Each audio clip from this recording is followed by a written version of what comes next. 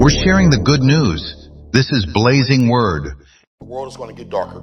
Let's look at what it says here. And Jesus answered them, see that no one leads you astray, for many will come in my name saying, I am the Christ. So people are going to be calling out that they are the Messiah, these false prophets, these false Christs. It says there will be many of them. Many times we're waiting for that one Antichrist. But the Bible talks about many Antichrists that will be in the world and permeating and doing things. And there is a specific one in prophecy, right? We're talking about the many that Jesus calls out here. And he says, see that no one leads you astray.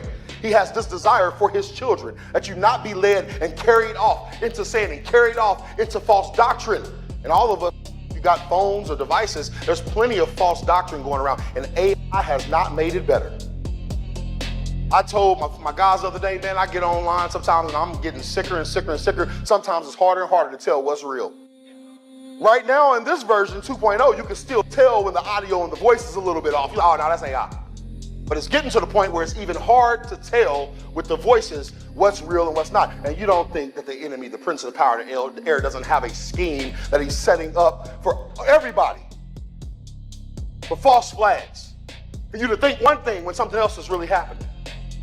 If you've been paying attention, there's a lot going on, but God doesn't want us to get drawn into the evil wickedness of the world. He wants us to be drawn into him. He says very clear, and I repeat this verse in my heart all the time.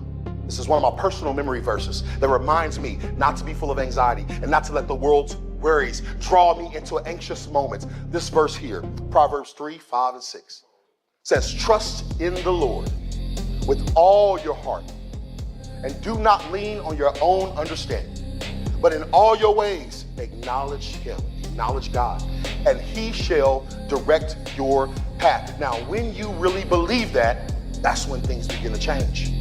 Because you're believing in the person and the work of Jesus Christ. No longer are you relying on your own abilities, your own gifts, your own thinking, even though you're not lazy, you're not sitting back, you're not saying, oh, well, God's just going.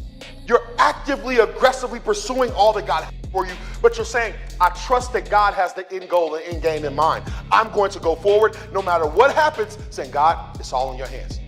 Because sometimes God is tearing down the foundation of life that you built for your good.